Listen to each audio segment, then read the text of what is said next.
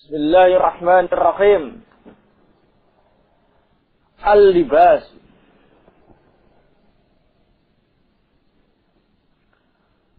Yakni seputar masalah pakaian.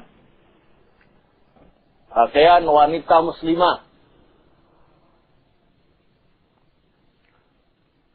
Anti muslimatun. Anda adalah wanita muslimah. Fala budda ayyakuna thawbuka fala budda ayyakuna thawbuki dakhilan tahta mawasifatin tahta mawasifatis thawb syar'i.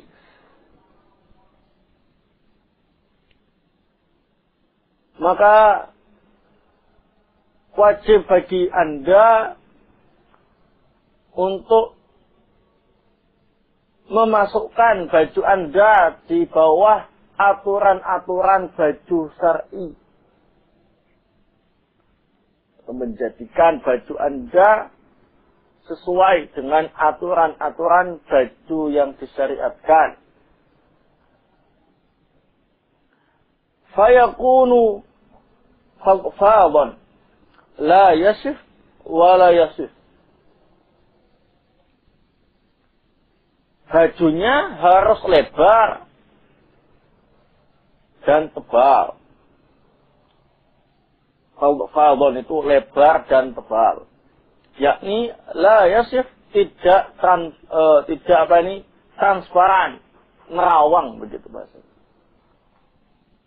Wala yasif dan tidak membentuk lekuk tubuh.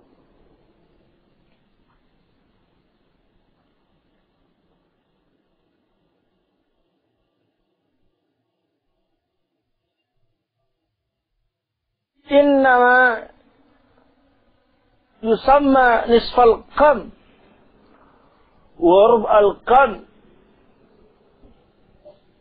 wattisa'a ma hawla al-unuq ad-dal'ah fi ayatun litaqlisi satri.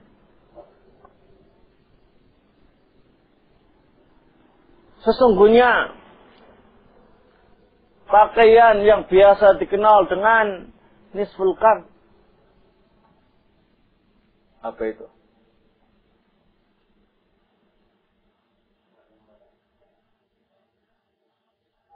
Separuh apa?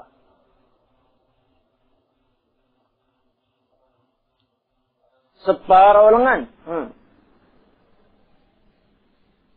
Iya. Lengan baju ya. Perempuan ini maksudnya ya. Atau seperempat lengan.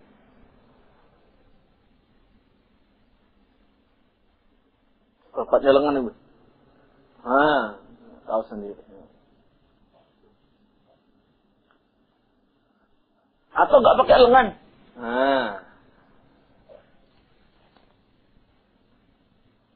Atau adal'ah.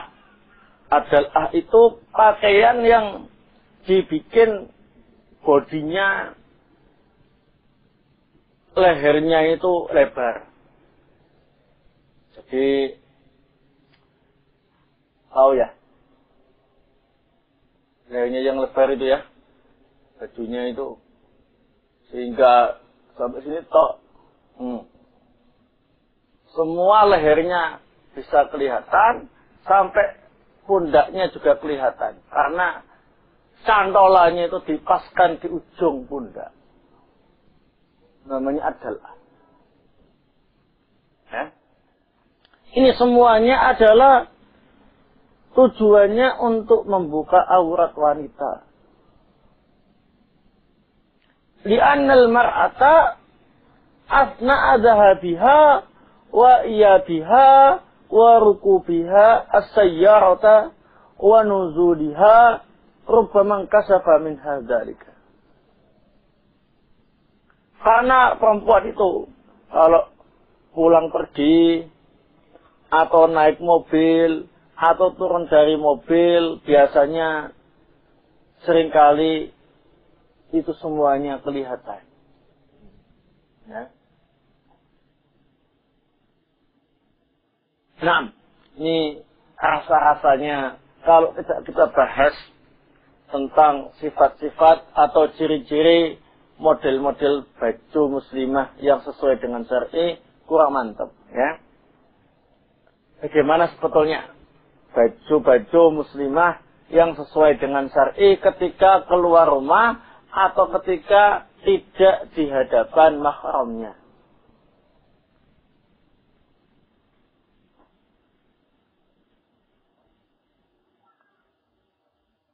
Dijelaskan oleh para ulama dengan membawakan berbagai dalil dari Al-Quran wa Sunnah tentang ciri-ciri baju wanita muslimah yang layak pakai untuk keluar rumah atau ketika ada laki-laki yang bukan mahramnya. Bukan bapaknya, bukan anaknya, bukan adiknya, bukan kakaknya, bukan suaminya. Tetapi tetangganya atau temannya, itu namanya bukan mahram. Ya, kalau pembahasan mahram secara tuntas banyak sekali. Ya, saya contohkan tetangganya, ya, teman-temannya, ya, tetangga kampung, sebagainya itu enggak mahram, ya. Laki-laki yang bukan mahram itu semacam itu. Yang mahram itu contohnya bapaknya, ya, ibunya, itu jelas enggak usah dibahas kalau perempuan. Adiknya, kakaknya, suaminya, anak-anaknya, cucunya, dan lain-lain, ya. Baik. Adapun dalil-dalil yang dibahas tentang masalah ini cukuplah banyak sehingga membutuhkan waktu tersendiri. Ini dibahas secara tuntas dalil-dalilnya oleh Asy-Syaikh Muhammad Nasiruddin Al-Albani rahimahullah dalam kitab beliau Jilbab Al-Mar'atil Muslimah fil Kitab wa Sunnah. Yang kesimpulannya, ciri-ciri baju wanita muslimah itu adalah sebagai berikut. Yang pertama, satru jami'i jismiha, menutup semua bagian tubuhnya. Menutup semua bagian tubuhnya. Dari ujung rambut sampai ujung kaki ditutup semua. Termasuk telapak tangannya, termasuk telapak kakinya. Ya. Ini tertutup semuanya. Nah, adapun bagaimana dengan wajah atau dua telapak tangan? Katanya ada yang berpendapat tidak wajib untuk ditutup, tetapi disunahkan saja untuk ditutup. Memang benar ada yang berpendapat demikian. Tetapi pendapat yang kuat dalam masalah ini wajib. Baik wajahnya atau kedua telapak tangannya.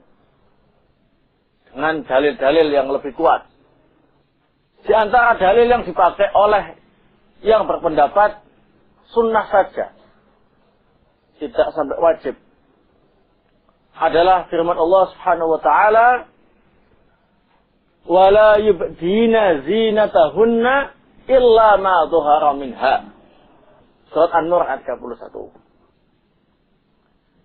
Perempuan-perempuan muslimah yang baik itu tidak menampakkan aurat tubuhnya yang merupakan perhiasannya illa ma dhuhara minha, kecuali yang biasa nampak dari wanita itu. Nah, ini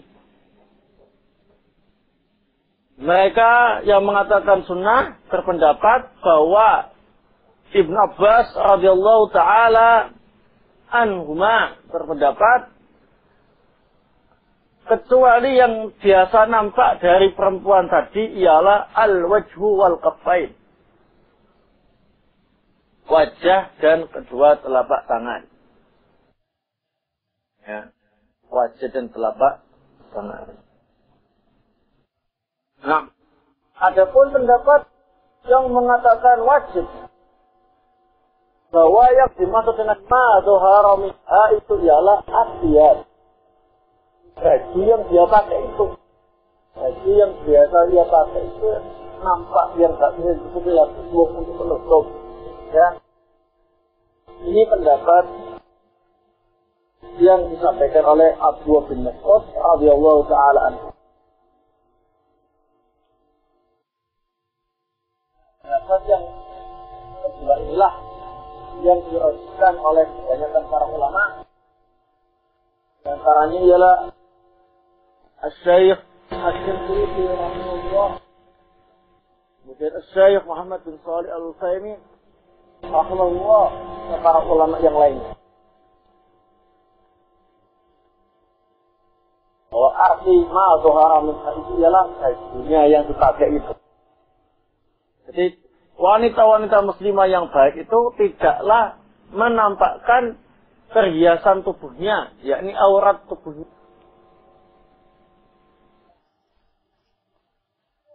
Semacam itu. Kemudian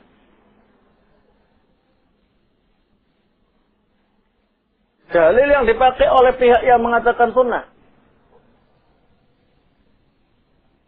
ialah hadis tentang Asma bintu Abi Bakr yang diriwayatkan oleh Abu Dawud dari Aisyah radhiyallahu taala anha. Anna Asma'a binta Abi Bakr dakhalat ala Rasulillah sallallahu alaihi wa ala alihi wasallam. Bahwa sungguhnya Asma putrinya Abu Bakar menemui Rasulullah sallallahu alaihi wasallam. Wa 'alaiha thiyabun riqaq. Dalam keadaan memakai baju tipis. Fa'arada anha, maka Rasulullah berpaling dari Asma bintu Abi Bakr. Wa qala, dan Rasulullah bersabda, ya Asma, innal mar'ata idza balagat sinnal mahidhi lam yasluh ayyura minha illa hadha wa hadha, wa asyara ila wajhihi wa kaffaihi. Ya Asma, wahai Asma, innal mar'ata, sesungguhnya perempuan itu idza balagat sinnal mahidhi, jika sudah mencapai usia haid, yakni sudah baligh, lam yasluh ayyura minha, maka tidak boleh bagian tubuhnya kelihatan sama sekali. Illa hadza wa hadza, kecuali ini dan ini. Wa asyara ila wajhi wa kaffaihi, Rasulullah sallallahu alaihi wasallam kemudian mengisyaratkan wajah dan kedua telapak tangannya. Maksudnya, wahai Asma, kalau wanita itu sudah baligh, maka tidak boleh kelihatan dari tubuhnya kecuali wajahnya dan kedua telapak tangannya. Nah, ini dalil yang mengatakan bahwa wajah dan kedua telapak tangan itu sunnah saja untuk ditutup, tetapi tidak termasuk auratnya wanita. Akan tetapi ternyata hadis ini dinilai oleh para ulama yang menyatakan wajib menutup wajah dan kedua telapak tangan sebagai hadis yang dhaif. Hadisnya dhaif dengan alasan di dalam sanadnya terdapat banyak cacat, yakni munqati, terputus antara Khalid bin Duraik dan Aisyah. Jadi kan ini hadis yang diriwayatkan oleh Aisyah, ya. Ini dari siapa ini? Khalid bin Duraik, jadi terputus. Artinya Khalid bin Duraik tidak pernah mendengar dari Aisyah. Seperti yang disampaikan oleh Abu Dawud sendiri ketika meriwayatkan hadis ini. Khalid bin Duraik lam yasma' min Aisyah. Khalid bin Duraik tidak pernah mendengar hadis dari Aisyah. Sehingga Al-Imam Abu Hatim Ar-Razi rahimahullah menyatakan hadis ini cacat. Yang pertama itu munqati'. Ini dari jalan Khalid bin Duraik, kemudian dari Aisyah. Terus cerita semacam itu, ternyata Khalid bin Duraik tidak pernah mendengar hadis itu dari Aisyah radhiyallahu taala anha. Nah, ini cacat yang pertama.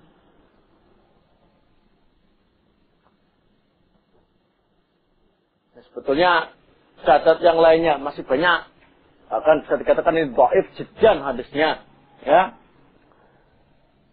Nah, cacat yang kedua.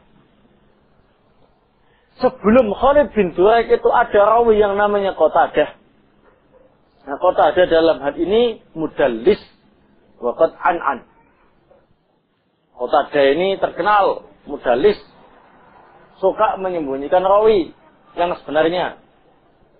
Dan sering sekali dia melakukan hadis dengan meriwayatkan pakai an. Itu namanya hadis an-ana. Karena dalam sanad hadis ini Abu Dawud dari Al-Walid an Sa'id bin Bashir an Qatadah an Khalid bin Duraik an-ana. Kemudian sebelumnya yakni Sa'id bin Bashir ini dhaif. Khususnya kalau meriwayatkan hadis dari Qatadah. Al-Walidnya mudallis. Al-Walid bin Muslim. Sa'id bin Bashir dhaif. Apalagi dia meriwayatkan dari Qatadah. Qatadah.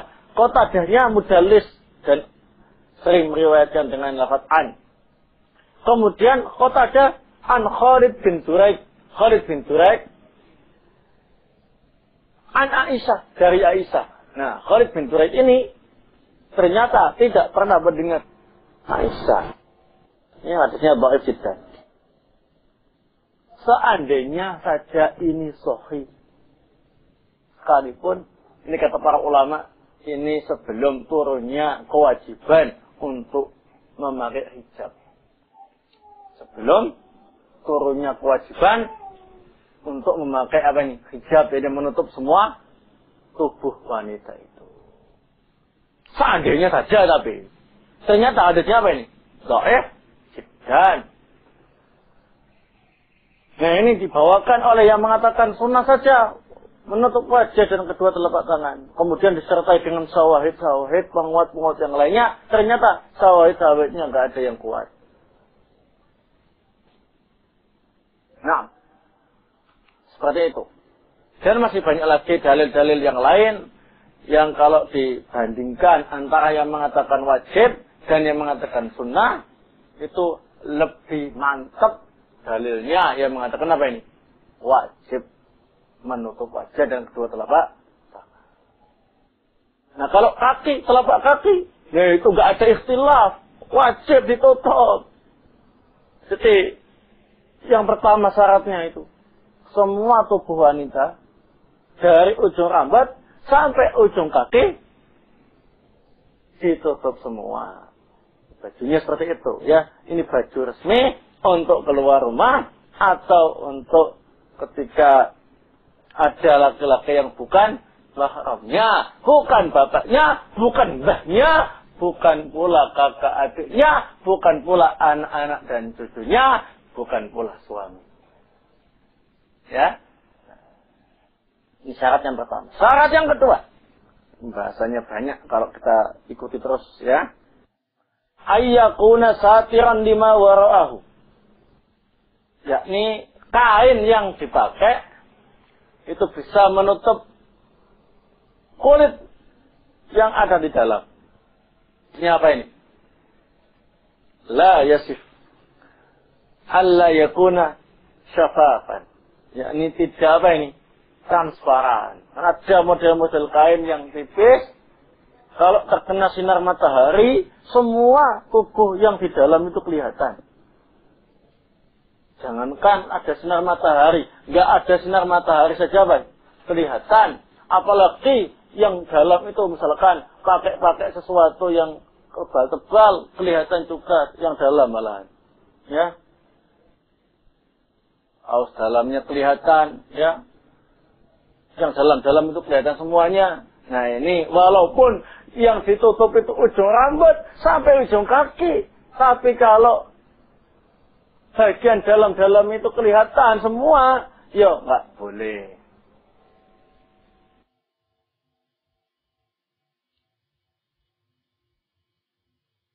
Apa dalilnya?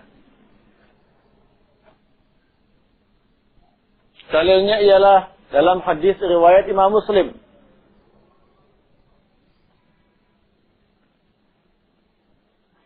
Hadis riwayat Imam Muslim. Rasulullah sallallahu alaihi wasallam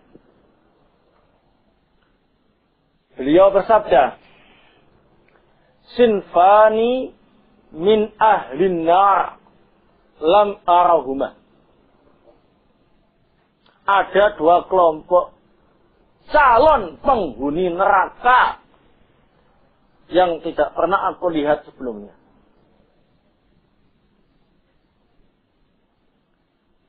Yang pertama, nisaun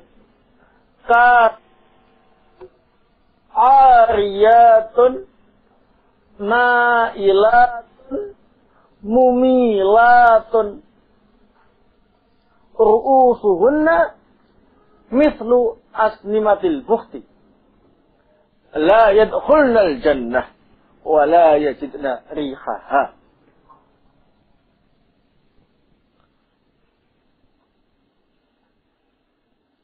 Nisaun, yakni wanita-wanita. Ya. Kasiyatun, memakai baju. Kasiyatun, wanita-wanita yang memakai baju, memakai pakaian.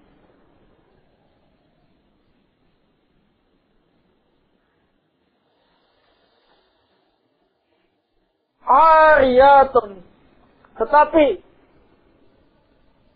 masih telanjang. Pakai baju tapi masih dikatakan apa ini? Telanjang. Mailatun, mumilat, ru'usuhunna mithlu asnimatil bukhti. Kepala mereka seperti punuknya unta. La yadkhulnal jannata, mereka tidak masuk surga, wala yajidna rihaha, dan tidak mencium bau surga.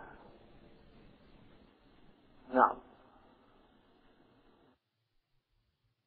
baik, dijelaskan oleh para ulama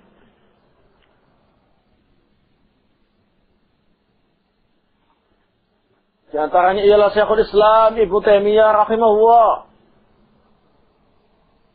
bahwa yang dimaksud dengan wanita-wanita calon penghuni neraka ini yang dikatakan kasiyatun ariyatun, pakai baju tapi masih dikatakan telanjang, itu maksudnya apa?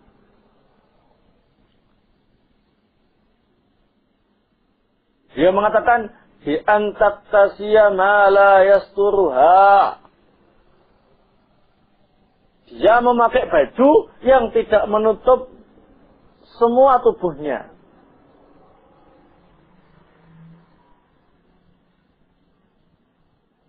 Faya kasiyatun wa ya fil haqiqah ariyah. Memang dia pakai baju tapi pada hakikatnya telanjang. Mislu, kata beliau Syekhul Islam Ibnu Taimiyah rahimahullah, man taktasi as-saubar raqiqa alladhi yasifu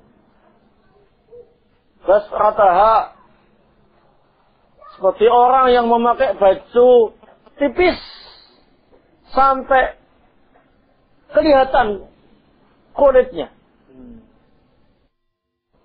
Semuanya bagian kelihatan. Nah, tidak boleh, walaupun dari ujung rambut sampai ujung kaki ditutup semuanya, tapi hidungnya sampai kelihatan, ya. Jadi sampai kainnya itu membentuk hidung. Ya kan? Dengkulnya kelihatan, ya. Ya. Apalagi? Ya, lah, nggak usah. Nanti kalau diperinci, malah banyak yang kabur. Nah. Ditambah lagi dalam hadis ini, ma'ilat, mumilat. Ya, sudah lengkap, sudah pakaiannya kayak gitu, suka jalan-jalan kesana kemari sambil lenggak-lenggok, ya, bikin laki-laki jadi pengen cepet-cepet kawin, nikah, ya, bikin fitnah, seperti itu. Kemudian syarat berikutnya,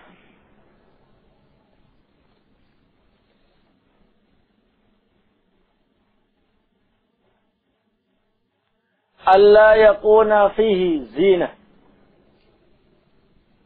Ini baju-baju yang resmi untuk keluar atau ketika ada laki-laki yang bukan mahramnya, tidak boleh baju-baju yang bermotif untuk perhiasan, sehingga memancing pandangan orang, ya, mancing dengan pandangan kekaguman, bukan pandangan yang asing. Ya. Misalkan pakai apa ini? Bordir, ya. Dan semuanya dari rambut sampai ujung kaki ditutup, tapi dibordir. Ya. Sehingga bajunya itu indah. Ya. Atau batik.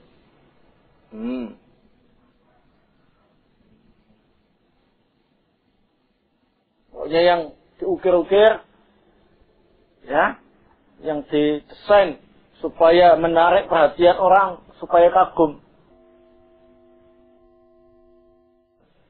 Sebagaimana yang disampaikan dalam hadis-hadis yang sahih tentang masalah ini, yakni dalam hadis yang diriwayatkan dari Aisyah radhiyallahu taala anha,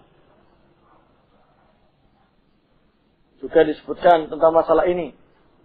Ya, riwayatnya Imam Muslim dan juga dari Ummu Salamah. Wa fihi khurujun nisa'il ansar ka'anna 'ala rusihinna al-ghirban ay min as-sawad. Ini wanita-wanita Ansar ketika turun ayat hijab mereka keluar sepertinya kepala mereka itu ada gagaknya, yakni karena penuh dengan apa ini? Warna hitam.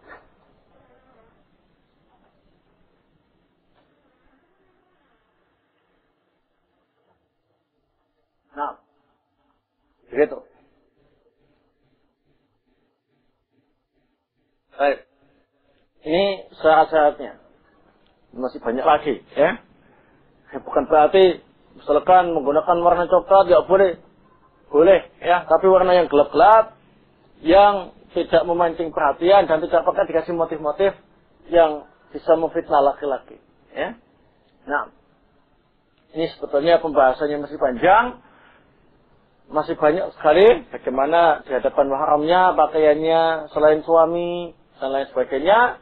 Kenapa wanita-wanita itu kok tidak suka aturan-aturan yang semacam ini, lebih senang buka-bukaan, apa penyebabnya, bagaimana solusinya dan lain sebagainya. Ini sebetulnya masih banyak pembahasannya, karena waktunya tidak cukup untuk membahas itu semuanya, maka insya Allah akan kita bahas pada pertemuan yang akan datang saja. Wassallallahu ala nabiyyina Muhammad wa ala alihi wa sahbihi wa sallam. Walhamdulillahi rabbil alamin.